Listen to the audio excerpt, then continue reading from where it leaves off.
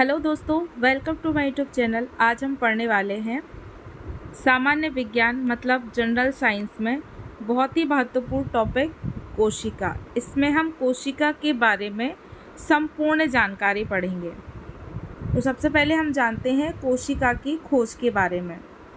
कोशिका, जिसको हम सेल भी बोलते हैं, किसी जीव की संरचनात्मक एवं कार्यात्मक इकाई होती है। स्ट्रक्चरल एंड फंक्शनल यूनिट कहते हैं जिसे हम। इसकी जो खोज है ना, सर्वप्रथम रॉबर्ट हुक ने की थी। स्वनिर्मित माइक्रोस्कोप द्वारा की गई थी 1665 में। सजीव माध्यम में कोशिका की खोज 1683 ईस्वी में एंटोनी वॉन ल्यूवेनहॉक नामक वैज्ञानिक ने की थी। कोशिका को प्रकाश सूक्ष्मदर्शी मतलब लाइट माइक्रोस्कोप द्वारा देखा जा सकता है। इलेक्ट्रॉन सूक्ष्मदर्शी की खोज नॉल एवं रस्का नामक वैज्ञानिकों ने की थी। कोशिका दो प्रकार की होती हैं। एक होता है अविकसित कोशिका, जिसको हम प्रोकैरियोटिक सेल बोलते हैं, और दूसरी होती है विकसित कोशिका, जिसको हम यूकैरियोटिक सेल बोलते हैं। अब हम जानेंगे प्लांट सेल को कितने भागों में बांटा गया है। तो इसमें प्लांट सेल को दो भागों में बांटा गया है, एक जीव द्रव्य और एक कोशिका भित्ति। जीव द्रव्य को मुख्य दो भागों में बांटा गया है, एक बांटा गया है कोशिका द्रव्य और दूसरा केंद्रक। कोशिका द्रव्य को मुख्य 9 भागों में बांटा गया है। इसमें सबसे पहले कोशिका कला मतलब सेल मेम्ब्रेन कहते हैं जिसको हम।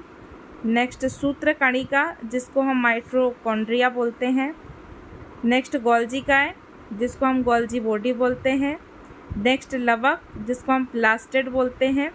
अब लवक भी 3 प्रकार के होते हैं। फर्स्ट हरित लवक मतलब क्लोरोप्लास्ट। सेकंड अवर्णी, जिसको बोलते हैं ल्यूकोप्लास्ट। थर्ड है वर्णी मतलब क्रोमोप्लास्ट। नेक्स्ट है लाइसोसोम। नेक्स्ट है राइबोसोम। अंतःप्रद्रव्य जालिका मतलब एंडोप्लाज्मिक रेटिकुलम। नेक्स्ट कोशिका द्रव को विभाजित किया गया रिक्तिका मतलब वैक्यूल। और नेक्स्ट तारककाय मतलब सेंट्रोसोम, जिसको हम बोलते हैं। अब कोशिका भित्ति को एक ही भाग में बांटा गया है। अब यहाँ पे आपको प्लांट सेल मतलब पादप कोशिका का ये डायग्राम दिख रहा है। इसमें आपको डायग्राम में दिख रहा है, इसे हम साइटोप्लाज्म बोलते हैं। ये हमारी सेल वॉल होती है, इसको राइबोसोम बोला जाता है। ये सेल मेम्ब्रेन होती हैं, इसे गोल्जी कॉम्प्लेक्स जिसे गोल्जी बॉडी बोला जाता है।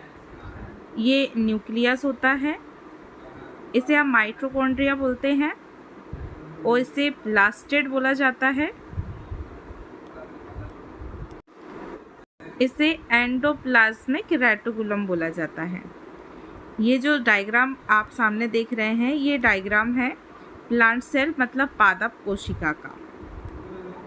अब नेक्स्ट हम पढ़ेंगे कोशिका के भाग के बारे में, पार्ट्स ऑफ सेल के बारे में। कोशिका के मुख्यतः 2 भाग होते हैं। पहला होता है कोशिका भित्ति, जिसे हम कोशा भित्ति या सेल वॉल कहते हैं, और दूसरा होता है जीव द्रव्य, जिसे हम प्रोटोप्लाज्म बोलते हैं। कोशिका भित्ति किसी भी कोशिका का बाह्य आवरण बनाती है। यह सिर्फ वनस्पति कोशिका में पाई जाती है। यह सेलुलोज की बनी होती है, जबकि जंतु कोशिका की बाह्य झिल्ली प्लाज्मा झिल्ली बोलते हैं जिसे हम कहलाती है। यह लाइपोप्रोटीन की बनी होती है। जीव द्रव्य जो रहता है ना, किसी भी कोशिका के कोशा भित्ति को छोड़कर शेष संपूर्ण भाग जीव द्रव्य मतलब प्रोटोप्लाज्म कहलाता है। यह जीवन का भौतिक आधार मतलब फिजिकल बेसिस ऑफ लाइफ है। जीव द्रव्य मतलब प्रोटोप्लाज्म को 2 भागों में विभाजित किया गया है। फर्स्ट कोशिका द्रव्य, जिसे साइटोप्लाज्म कहते हैं, तथा सेकंड है केंद्रक, जिसे न्यूक्लियस कहते हैं। अब इसमें हम फर्स्टली जानेंगे कोशिका द्रव्य मतलब साइटोप्लाज्म के बारे में। केंद्रक और प्लाज्मा मेम्ब्रेन, यह जंतु कोशिका का बाह्य आवरण है। इनके बीच का भाग कोशाद्रव्य या कोशिका द्रव्य कहलाता है।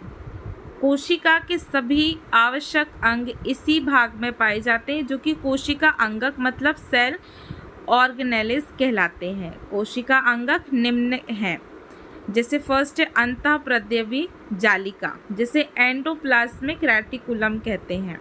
यह कोशिका का कंकाल तंत्र कहलाता है, अर्थात इसका मुख्य कार्य है कि कोशिका को ढांचा तथा मजबूती प्रदान करना। इस पर राइबोसोम्स लगे होते हैं जो प्रोटीन संश्लेषण का कार्य करते हैं।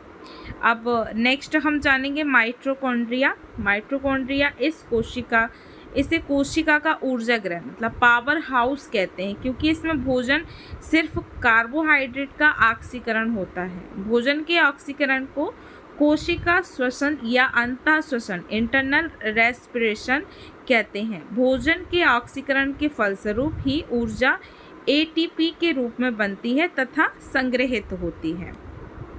नेक्स्ट हम जानेंगे लबक। लबक के बारे में। लबक जो होते हैं मुख्यतः 3 प्रकार के होते हैं। इसे हम प्लास्टिड भी बोलते हैं। फर्स्ट अवर्णी लबक, सेकंड वर्णी लबक, थर्ड हरित लबक। तो सबसे पहले हम जानते हैं अवर्णी लबक के बारे में। अवर्णी लबक जो होता है जिसे हम ल्यूकोप्लास्ट कहते हैं, ये पौधे के रंगहीन भाग में पाए जाते हैं और इनका जो मुख्य कार्य होता है ना, भोजन का संचय करना, जैसे आलू, शकरकंद, गन्ना आदि। वर्णी लबक जो होते हैं ना, जिसे हम क्रोमोप्लास्ट भी बोलते हैं, यह पौधे के रंगीन भाग में पाए जाते हैं, जैसे फलों एवं पुष्पों के रंगीन भाग में। टमाटर का लाल रंग लाइकोपिन के कारण होता है। इसी प्रकार गाजर व मिर्च का रंग कैरोटीन के कारण और चुकंदर विटामिन और बैंगन का रंग जेंथोसाइनिन के कारण होता है। अर्थात लाइकोपिन, कैरोटीन, विटामिन, जेंथोसाइनिन आदि एक प्रकार के वर्णी लबक हैं, जिसे हम क्रोमोप्लास्ट कहते हैं।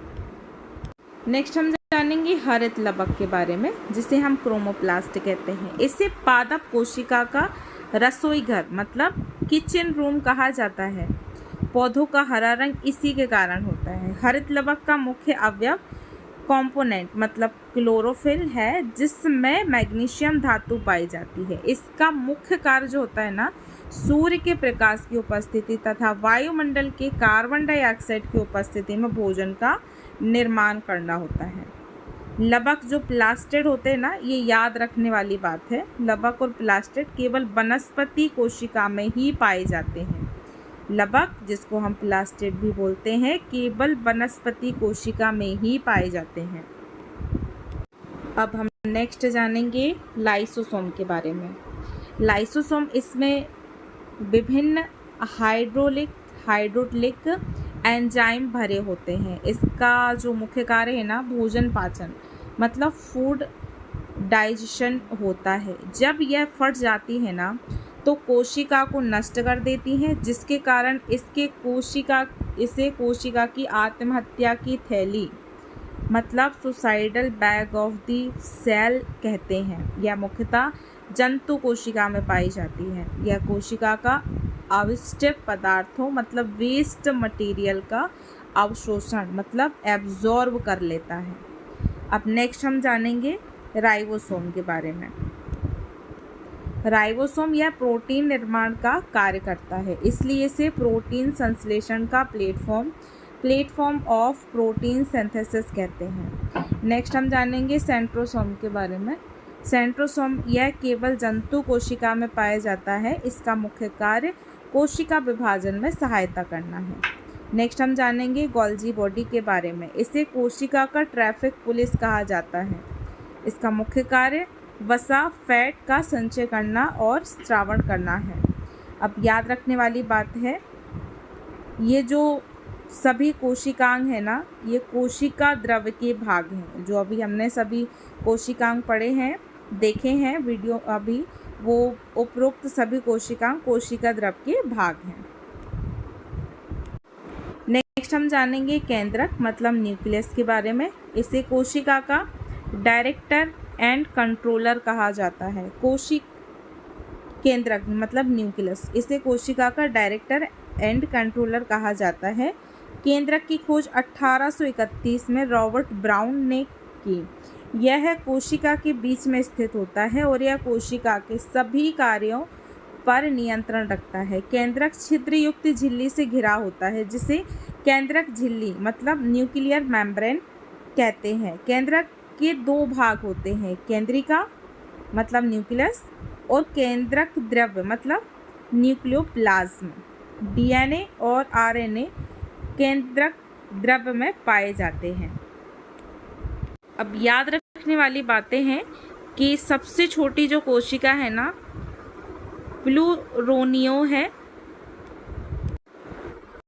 प्लूरोनियोनिया है, जिसे PPLU भी कहते हैं।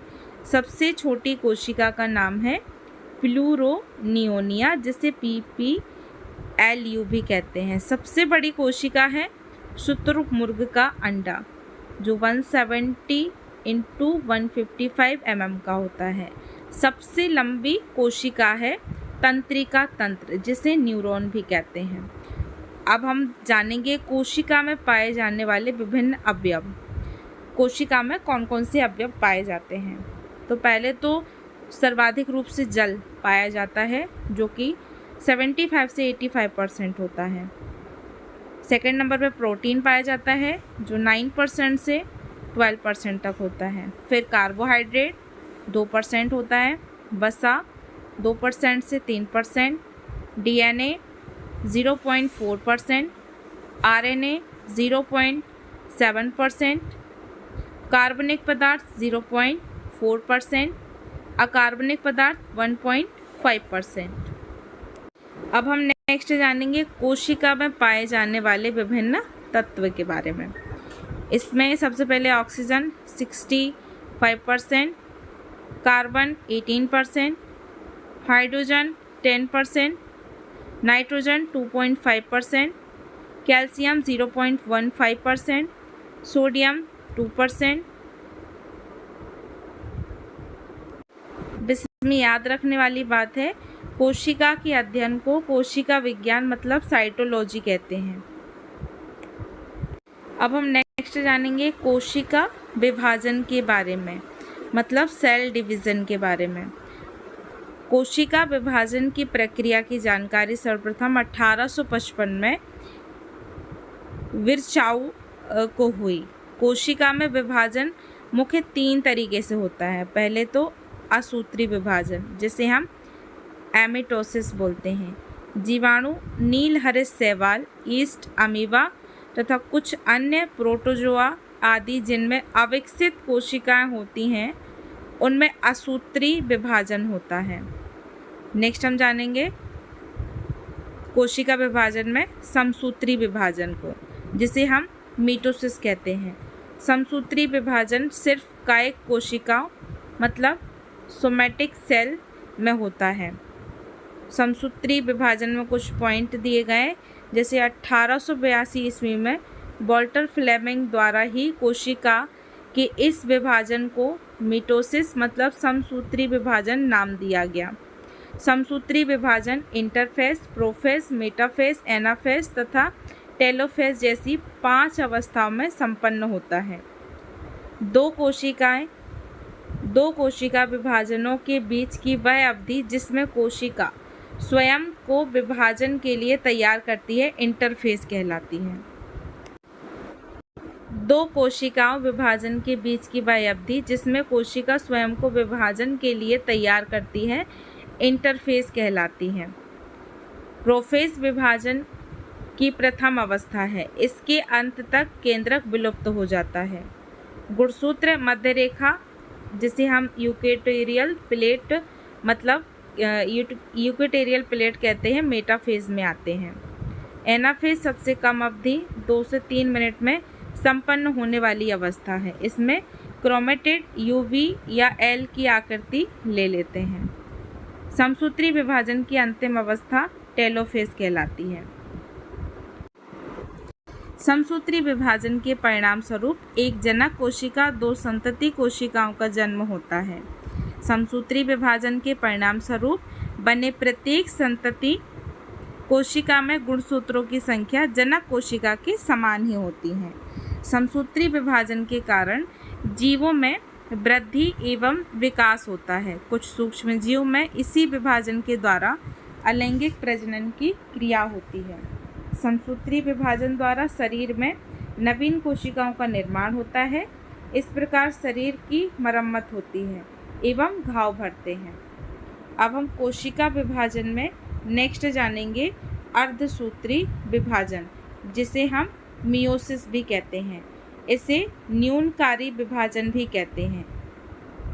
अर्धसूत्री विभाजन को न्यूनकारी विभाजन भी कहते हैं। इस विभाजन का नाम मियोसिस 1905 ईस्वी में फार्मर तथा मुरे ने रखा। अर्धसूत्री विभाजन की ओर बीजमैन द्वारा की गई तथा इसका सर्वप्रथम विस्तृत अध्ययन 1888 में स्ट्रासवर्गर ने किया। यह विभाजन सिर्फ जनन कोशिकाओं मतलब सेक्स सेल में होता है। अर्धसूत्री विभाजन की दो अवस्थाएं होती हैं, अर्धसूत्री फर्स्ट और अर्धसूत्री टू।